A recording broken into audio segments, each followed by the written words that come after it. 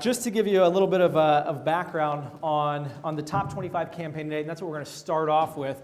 And by the way, to preface this, whenever I give a message, when I'm giving a message, I'm usually giving the message to myself. Now, I want everybody to get a couple nuggets, and hopefully everybody can get at least one thing tonight that you can bring back to your organization, you can bring back to your office. And if every office in our region just increases their PPR, increases their high flyer production by one average order, by one sale, or even increases it by $100 PPR, that's going to make a massive, massive difference in our region, and that's going to get us closer to that $60 million goal by 2016. The reason why these ideas work for me, the reason why these programs work for me is because I have 100% conviction in what I do. I have 100% conviction in what I teach. And you've heard the phrase, it's not the words, it's the music. And that's absolutely true in our business. As long as what you're doing, you do with 100% conviction, you do it with belief, you do it with 100% enthusiasm and passion, you're going to get results. It doesn't have to be perfect. In fact, it will never be perfect. I make mistakes every day. I make more mistakes than anybody else in this room because I've been doing it longer than most of you, not John Carpenter. But I make a lot of mistakes, and it's okay to make mistakes. It's not going to be perfect, but you can't expect to have a perfect program before you try. It's about trial and error. It's taken me 7 summers to get to the point where I can say from the podium, from the stage, that this works. Now, it works for me. It might not be perfect for you, but hopefully there are a couple things you can take to your business. 2007. $450,000 summer. This was my first summer as a new DM. Any new DMs would be interested in a $450,000 first summer? Okay, the number 25 rep on our team, $4,500 CPO. 2008, $614,000 in sales. Anybody interested in a $614,000 summer? The number 25 rep in our office that summer, $6,300 in CPO. 2009, $946,000 in summer sales. Anybody interested in 946 summer? Can you guess what the number 25 rep sold? $9,300. 2010, $832,000. Took a little bit of a dip. Number 25 did $8,400. 2010, $1.1 million summer. The number 25 rep did $11,000 in sales. 2012, last year, $1.3 million summer. The number 25 rep did $12,000 in sales. This summer, my goal is not to have a $1.5 million summer. Now, I think it's possible. I think it's possible. I know it's possible, and it can happen. Is it going to happen? Am I guaranteeing it? No, because there are no guarantees in life. There are no guarantees in Vector. But what I can guarantee you is that I will try as hard as I can. I will put every ounce of effort this summer into generating 25 reps that sell at least $15,000 worth of Cutco. And if my number 25 rep this summer sells $15,000 worth of Cutco, guaranteed that will correlate to a $1.5 million summer. So I'm not going after 1.5. That will be a really nice side effect of creating 25 really, really top-level reps that can sell at least $15,000 worth of Cutco. So could it be that simple? That your summer, whatever number you did, whatever number you wrote down, whatever goals you projected, when you sat down with your DM or DVM and you said, I want to do this amount of CPO, is it really that simple that all you need to focus on is getting your number 25 rep to that number? And I would say it is that simple. Now, obviously, there are a million things that we do in our office. There are lots of moving parts and lots of variables in our business, but it's worked every time for me for the past 6 years. And in the study that I did, it worked for 98% of offices in Vector in 2012. Out of all the offices that I looked at, there were 2 offices that it didn't work for. And there was one office with an extremely high PPR and one office that didn't recruit nearly anything. So you take your number 25, add a couple zeros, and that's what you're going to sell for the summer. So as a branch manager, let's say as a branch manager, you want to hit the company trip. Your number 25 rep needs to sell $1,250. Can you focus on getting 25 reps to sell $1,250 this summer? Now, if I said all you need to do this summer, 25 reps, hit their first promotion, and 1 extra average order, could you do it? And I think all of us have the confidence and belief in ourselves and our training abilities that we could create that. Now, how many training seminars do you have as a branch manager? Maybe 10 training seminars? So that's 2 or 3 reps each week. Can you focus on 2 or 3 reps each week that you can get to sell at least $12.50? And I think we can all do that. So sometimes we overthink the business. Sometimes we try too hard, spreading ourselves too thin, but could it be that you focus on your top 25 without forgetting everybody else, right? Giving people the support, giving everybody the attention that they need, but really focusing on your top 25. $500,000 summer, get your number 25 to 5K. $1 million summer. It's been done. It only happened, I think, 3 times in the company last year. Maybe 2 times in the company last year. Both of those offices had 25 reps over 10K. Nobody else in the company did. So there's a trend. When you're going after your top 25, this not only affects your summer PPR, it affects next summer's PPR. It affects your 2014, it affects your 2015, 2016, it affects your entire career. Because these are your reps that are going to become your development pool for the future. On my assistant manager staff, a lot of people have been talking about the size of the South Denver office staff this summer. We're going to have 13 on staff this summer. Out of those 13, 10 of them were in my office last summer, and 9 of them were part of our top 25. So there's a trend. It's your development pool. It's your future. It's really the foundation of your organization. It's your future FSMs, your future CSPs, your branch managers, and district managers. So let's talk about targeting. Who are we looking for? Now, when I look back, and I looked at my list of top 25 from last summer, varsity captain soccer team, all-state volleyball player, lacrosse All-American, college football, college basketball, college swimming, it was sports, athletes. Now, does it mean that only athletes can sell Cutco and only athletes can succeed at this business? Absolutely not, because I would say 3/4 of this room are probably not athletes. But when you think about top reps, when you think about your 10K fast starters, when you think about your high PPR, big time sales reps, there is a very, very, very strong trend that athletes can sell Cutco. Why? They've got confidence, they're very competitive, and they know a heck of a lot of people. We also target private schools, okay, your private school reps. Is it okay to target certain schools? Is it okay to target certain reps? As Danny said, absolutely. As a business owner, you would be doing yourself a disservice if you don't target certain schools, if you don't target certain reps, if you don't target reps who have money. And there is a correlation. So focusing on your private schools. 2 years ago, Luke Nays came into our office. He was a mailer. And I never recruited from a private school or this specific private school before. Got a big PR names list. Luke sold $6,000 in his fast start. And we sat down with Luke and we said, Luke, before we call your names, because we don't want to screw up your friends, okay? We don't want to screw up your list. We want to make sure that all of your friends are excited and motivated about the opportunities. Our PR manager at the time sat down with Luke, qualified his list, went through every single person on his list. And she said, tell me about Johnny. Tell me about Ryan. Tell me about this person, this person, this person. Went through all 30 of his friends that he wrote down on his list. 6 of them were in my interview the next day. I had 6 friends. She called everybody. And by the way, the powerful part about that was she was able to call and say, hey, your friend Luke said that you just hit the game-winning home run in your baseball game, Johnny. She said that you were the best baseball player in the state of Colorado.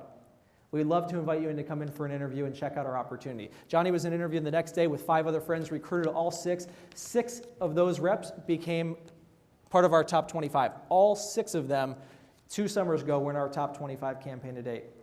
Out of those 6, a couple of them became assistant managers, a couple of them became top reps, and then they all PR'd their friends. We had 19 PRs from that private school in the summer of 2011. That's what created that $1.1 million summer. They did about $175,000 in sales. Then 2012. Jordan Harshman's on staff, Luke is on staff, all their friends coming back, and then they PR'd another wave. Last summer, we had 20 friends from that same private school, all PRs from that same school, and they did about $200,000 in sales last summer, and that was the catalyst, and that was the difference maker between the 1.1 and the 1.3.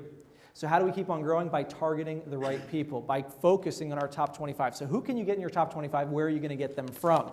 It's also important to find reps who have the right names list, the right contacts. 100 names and numbers. The goal for our office this summer to get to an even higher PPR. Last summer we had 3,300 PPR. This summer our goal is 3,500 plus. I think we can get to 4,000 if we run our programs the right way. But how that's going to happen is to make sure that every rep in our organization at all times, no matter what point they're at in their career, has at least 100 names and numbers. Imagine if every rep in training had 100 names and numbers. Imagine if every rep at their day 4 PC, their day 11 PC, their push week PC, their management PC, their napkin talk PC, their branch PC, everybody in your organization never dipped below 100 names and numbers. Nobody would quit. What's the only reason people leave our business? I don't have anyone to call. So how do you solve the problem of attrition and turnover? 100 names and numbers at all time. So what's the only PC that matters in our business? The chickenless PC. So how do you create 25 incredible reps? Keep it simple, keep it basic, and make sure they master the fundamentals. The right setup. We use a PDI Teams philosophy. I know a lot of managers, a lot of offices and organizations are jumping on board the PDI Teams. And it's important as the district manager, the branch manager, to have a strong focus on your top 25. That doesn't mean that you can only have 25 on your PDI list, because you might have 40 or 50 on your list. There are probably going to be some of those reps that they don't need daily PDI. They don't need a weekly PC, because there's some of the reps that they just want to turn in orders every once in a while, and that's their style, and that's okay. Not every single rep in the world of Cutco needs to be PDI'd every second of every day. Some people just like to sell because their parents own Cutco and their friends want to buy a lot and they just want an easy job to make easy money and not be harassed. And that's okay. You might have reps like that on your team that could sell 10 grand without even trying. So it doesn't mean you can only have 25 people on your team. You can have a big team, but a strong focus on your top 25.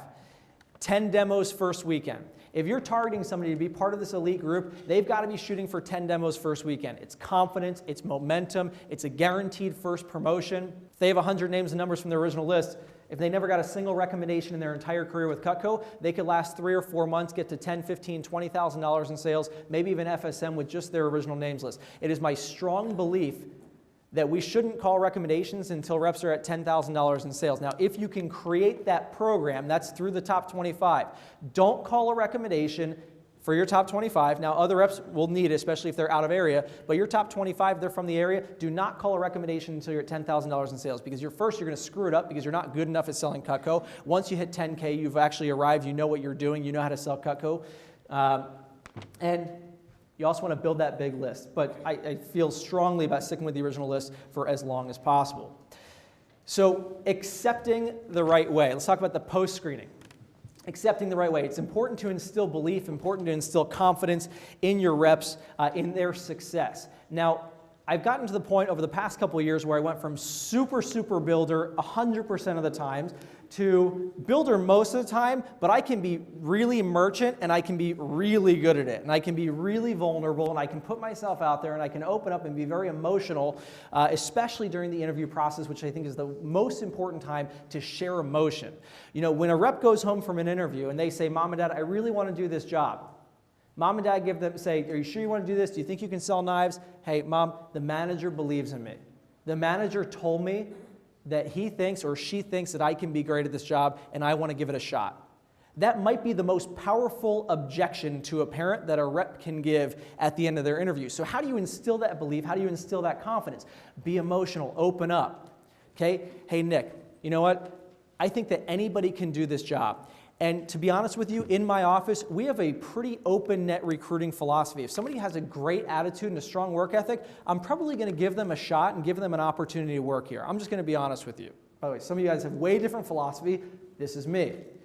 But to be honest, what I'm focusing on is my top 25 reps, because what's going to win us another Silver Cup, what's going to win us a championship, what's going to take our office to the next level is 25 incredible, absolute rock star reps. And what I see in you is a lot of potential. I think you could be one of the top reps on the team. I think you could be one of the top reps in the division. I think you could be one of the top reps in the company. You have that much potential. You have that great of an attitude. You have that great of personality. I am 100% committed to you being one of those top reps in an organization. And if you're committed to doing that too, we're going to do some big things together. So I want to say congratulations, welcome to the team.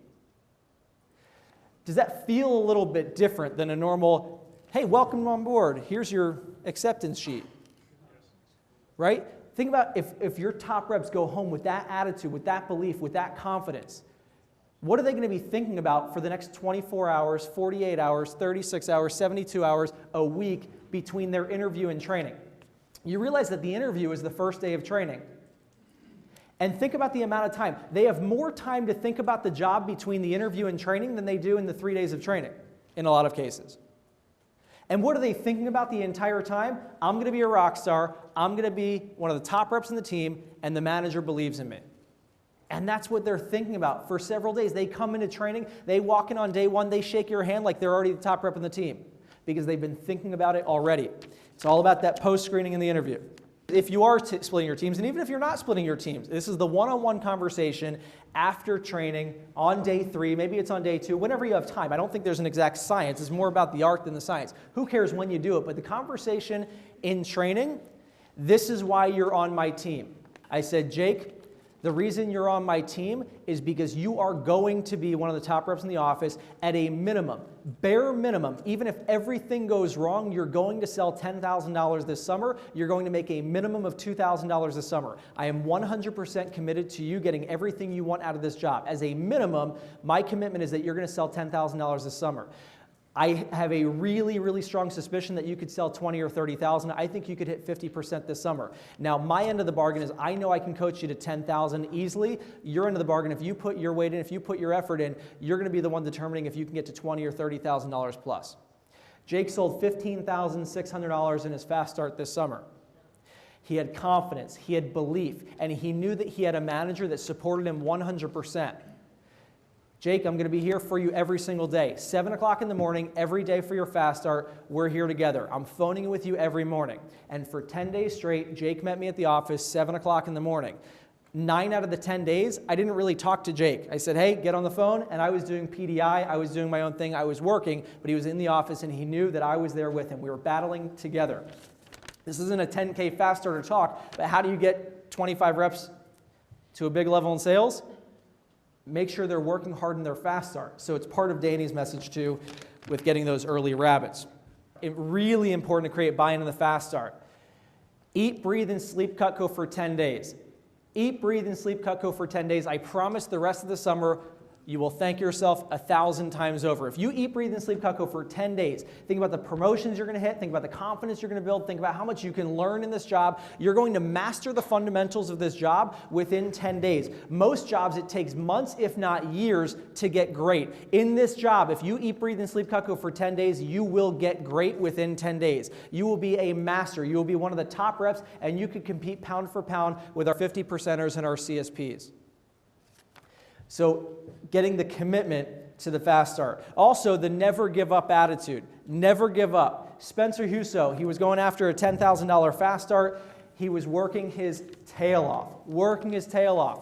Every single day, never gave up because the conversation was no matter how bad things get, no matter how rough the days are, you're going to have good days and bad days. You're going to have good demos and bad demos. But your best demos always come after your no sales. Your best days always come after your worst days. And as long as you have a smile on your face, as long as you have a positive attitude every second of every single day, you're going to be one of the top reps on the team. You've got to laugh in the face of challenges. You've got to laugh at obstacles. You have to accept them. You have to invite them in because the more challenges and the more obstacles you have, the more you're going to learn, the better you're going to do, and the better rep you're going to become. So the mental conversations on the front end of creating your top 25 is about never giving up. Everybody's going to have challenges. What's the difference between a rep who sells $2,000 this summer and a rep who sells $20,000 this summer? The rep who sells $2,000 this summer, they quit after their fast start or after their first couple weeks. They gave up. The rep who sold $20,000 this summer never quit. That's the only difference. The conversation is about never giving up no matter what. Commitment to the end. As long as you commit, as long as you never give up, you're going to have success. Let's talk about some power strategies. Again, the fast start commitment, eat, breathe, and sleep Cutco for 10 days. It's intensity. Now, you have to realize that no matter whatever your intensity is, your reps can only be half as intense. Your reps can only think half as big as you can think. Their energy level can only be half as big as your energy level. So if you are lax in your motivation, if you're lax in your intensity, if you're not passionate, enthusiastic, if you don't have 100% belief that they can do it, there's no way that they can do it. There's no way they can be a top rep, 10K faster, 10K for the summer, whatever it is. There's no way they can do it unless you 100% believe they can do it. You've got to give them confidence. You've got to give them belief. It's all through your passion. It's through your intensity. I think about Danny Feldman with his 10K fast start PCs. Think about Dan Faraday whenever he's on stage. You just want to work, right? You listen to Dan talk. You listen to Mark Bullard talk about PRs. You just want to get on the phone and call PRs after you listen to Mark, right? It's about the intensity, the enthusiasm. It's all about that with your top 25. You've got to lead the way, lead by example. Keep it simple. Why do we teach upper level skills? Let me tell you something about teaching upper level skills. Teaching reps how to do different closing. Teaching reps how to change their demo, how to add verbiage, how to add lines, how to change their recommendations approach. If you change something, automatically you're telling reps that what you taught them in training is wrong or not good enough. The second you teach somebody something from outside of the manual is the second they start discrediting everything you've ever said in the past and everything you will ever say in the future. How do you get great at Cutco? You do 1,000 demos and you fall in love with the product. You follow the manual word for word. You do it word for word. You don't change a thing. You memorize the approach.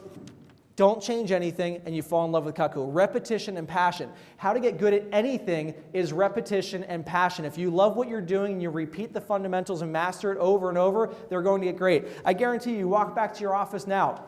I would even be scared to see in this circle right here in this room, if you were to quiz each other on your close right now, I bet there are 4 or 5 people in this entire room that know their close word for word.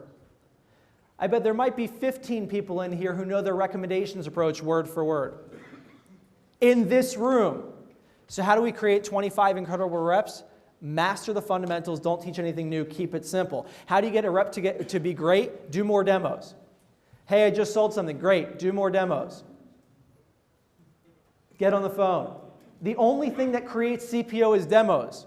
So we can spend as much time as we want until we're blue in the face talking about high-level sales skills, but the only thing that creates CPO is a demo, and the only thing that creates a demo is a phone call. So the only thing that your top 25 should be doing is phoning.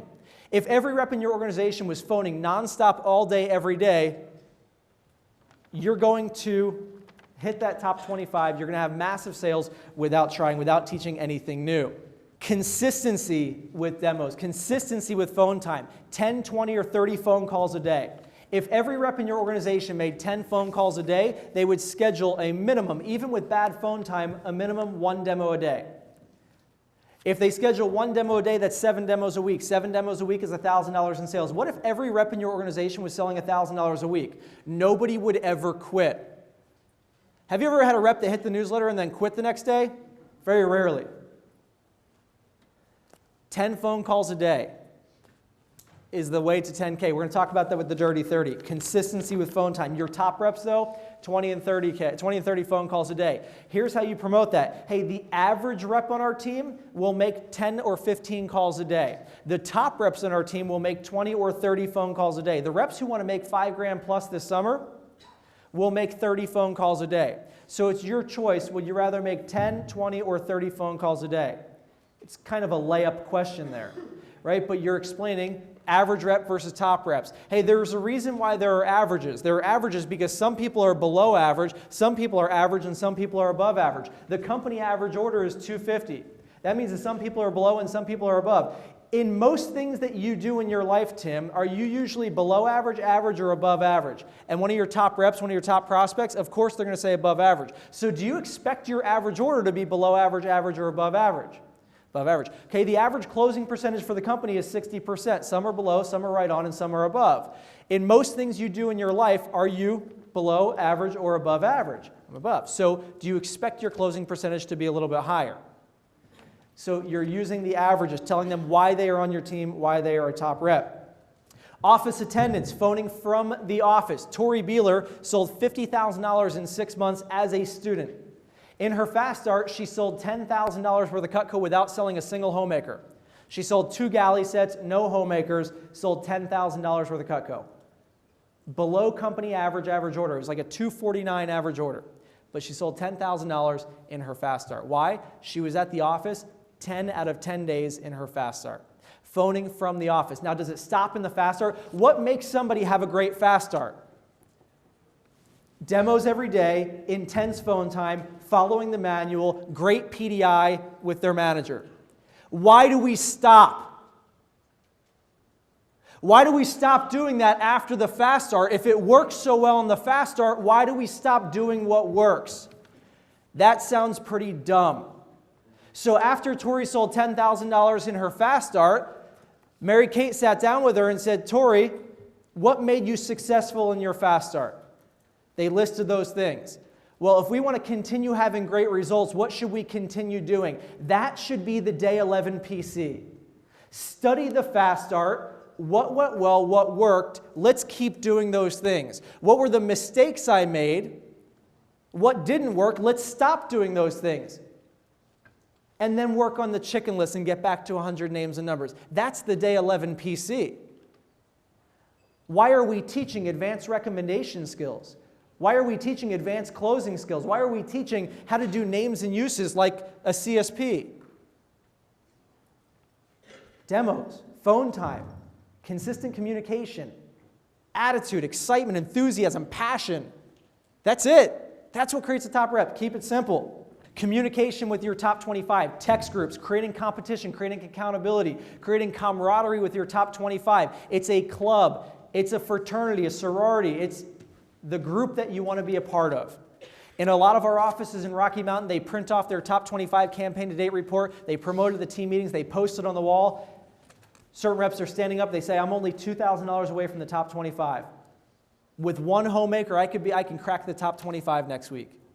So what are you doing to promote, to recognize, to appreciate? Massive, massive recognition, publicly and privately. The biggest motivator in our business, the biggest motivator in our lives is recognition and appreciation. Money, advancement, that's cool. Recognition, appreciation, and the sense of feeling good. That's what motivates people. Praise and recognition, privately, on PDI, in PCs. Hey, Chris, here's what I love about you.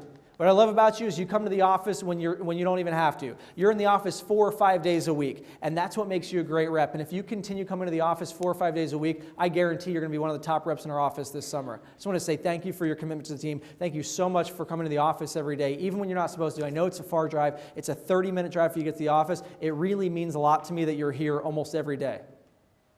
What's Chris going to keep on? What is he going to continue doing? Coming to the office every day. And it's not because I said, hey, you need to keep on coming to the office if you want to get great results still. I just thank him and appreciate him for the things that he's already doing well. Public recognition, your team meeting. Team meeting. If the recognition portion of your team meeting is not the majority of your team meeting, we have it backwards. How do you sell Cutco? You follow the manual and you make phone calls. Do demos, follow the manual. That's what it takes. Confidence and all that stuff, I think that's icing. But if somebody feels good and they're recognized and appreciated daily, publicly and privately in front of the team and individually, they're going to want to try hard. So where does the confidence, where does following the manual the right way, where does the enthusiasm and passion, where does all that stuff come from? It comes from feeling good. And feeling good comes from massive recognition and appreciation from the district manager, branch manager, and the assistant managers. Make people feel good. Teaching through recognition, all about performance versus results. Performance versus results. Hey, JC, I want to recognize JC for hitting $1,000 in sales this week. JC just cracked our top 25. He's at $3,000 for the campaign. I just want to say the reason why you're doing so well is because of your consistent PDI. Your manager, Nick, tells me that every time you have a demo, you call him within 2 minutes of the demo. And it's so important to talk to your manager, get that positive feedback, also the constructive criticism when you need. And he says the reason why you're doing so well is because you ask a lot of questions, you call in for PDI before every demo, during a lot of demos, and after every demo. And I want to say thank you for committing to the communication guidelines. It means so much to your manager, Nick. It means so much to our team. And I just want to say if everybody in our organization had the great PDI skills and the great communication that you had, everybody would be hitting the newsletter every week like you are. You're recognizing performance. So what is JC going to continue doing? PDIing. And what's the key to having great sales? Constant communication with the office. Okay, recognizing through performance, not results. If you recognize the result, all it is a pat on the back and telling somebody that they're really good. Hey, congratulations on hitting 1,000. You are so good at selling Cutco. What are they going to start doing? They're going to start taking their foot off the gas pedal because now they've got an ego trip. They think that they're God's gift to the earth, right? And they're not going to do the little things. Hey, the reason why you hit that was because you were making phone calls at 7 o'clock in the morning every day this week. That's why you did it. That's why you hit that sales number. Teaching through recognition.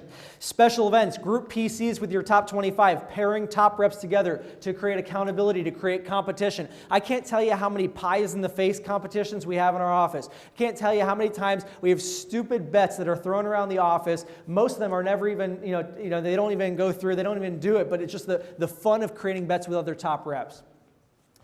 Accountability, getting top people sitting down with each other and saying, I think both of you could sell $3,000 this week. I think both of you could have a 5K week this week.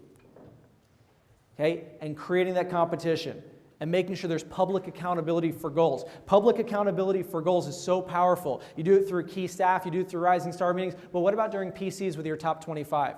Hitting newsletter and Dirty 30 consistently. The standard of a Cutco rep is $1,000. Because if somebody's selling less than $1,000 a week, their paycheck, especially at the first couple levels, is not that exciting. It's not that exciting. Getting reps at 1,000. Standard is 1,000. A good rep sells 2,000. A great rep sells $3,000 a week, and a baller rep sells $5,000 a week. 1 is standard, 2 is good, 3 is great, 5 is baller. And if you use that type of mentality, use that type of coaching, use those types of standards in your verbiage, your reps will think bigger too. If you're thinking that 1,000 is big, your reps are going to hit 500 because your reps can only think half as big as you can. If you're promoting a 5K week, they'll probably end up at 2,500. If you're promoting a 10K fast start, they'll probably end up at 5K. Your reps can only think half as big as you. So for your top 25, you've got to be thinking twice as big as what you want them to go after. Push week focus from Mike Muriel, 40 demos, champions finish strong. All about demos. All about demos. Getting your top 25 tied into SC1, SC2 push. A good fast start, a good SC1, and a great SC2, they're in your top 25 for the campaign. Let's talk about some power conversation, an intense commitment to their success. I will get you there if you let me. If you let me coach you, if you let me guide you, if you let me teach you, and you let me push you, I will get you there. I have a focus of forced accountability. I've got a philosophy of forced accountability. Forced accountability is a very open, honest conversation with your reps. Very open, honest conversation. Nick, I have a program of forced accountability in my office. I know you want to go home right now. I know you said that you just finished calling your 30 customers on your list. Here's the thing. If you allow me to, I want to force you to stay here and make phone calls. Here's why. Nick, I believe that you could be a top rep in this company. I believe that you could hit FSM this summer. I think that you can be absolutely incredible at selling Cutco. But I would be doing a disservice to you, and I wouldn't feel comfortable right now letting you leave. Because if I let you leave without making more phone calls, I don't think that you're going to hit your goal for the week. And if you don't hit your goal for this week, you might not be as confident next week, and you might not be here 2 weeks from now. If I force you to stay and make phone calls, then you're going to be forced to set up demos. If you're forced to set up demos, you're going to be forced to sell Cutco. If you're forced to sell Cutco, you're going to make money. If you make money, you're going to like me, and you're going to want to continue, and you're going to be here the entire summer. I really want you to like me, so I'm going to force you to make phone calls for at least 30 minutes more. Because I really believe in you. Is that okay with you? Forced accountability, telling them what's in it for them. Why are you going to be tough on them? So being a tough coach, but always putting it in terms of them. What if the effort you put in to this week, Megan, could set you on a path towards financial success and security for the next 3 to 5 years? What if I guaranteed you that working your tail off and making phone calls for the next 3 hours meant that you would never have to worry about money ever again in your entire life? Because the phone calls you make tonight will guarantee that you're going to hit the newsletter this week. And if you hit the newsletter this week, I know that I can help get you on a path towards hitting the newsletter every single week for the summer. You'll be part of our Dirty 30 campaign. You might even hit $20,000 or $30,000 in sales. Now, if you do that this summer, You're not going to worry about money when you're in school because you're going to have enough to pay your way through school. You're going to be on the path towards FSM. If you hit FSM in this job, you're never going to think about money ever again for the rest of your college career. And in the process of making that money and not worrying about money when you're in school, you're going to get the skills and experience, the professional and personal growth skills that are going to land you that dream job in the future.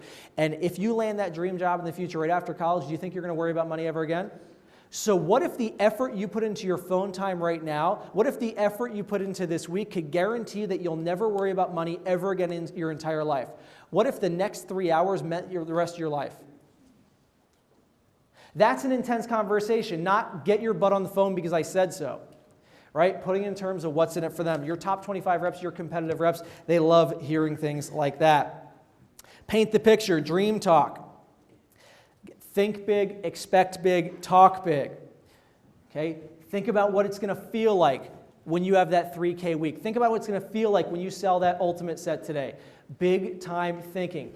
Don't limit your conversations and your big time thinking with your top reps just because you want to cater to your average rep with your public communication. You've got to think big. You've got to talk big. It's intensity. Again, your reps can only be as passionate or as enthusiastic at 50% of what you are. You've got to be intense at all times. Don't limit your reps' expectations. Don't limit their potential by talking too small and thinking too small. Positive humility. Compare to regional national standings. You might have those top reps in your office, those best 5 reps. Huddle them up and show them the national standings. Hey, you guys did a great job this week. That's in this office. I want to show you what everybody else is doing. Okay, compare to regional and national standings. Positive humility, humble them in a positive way.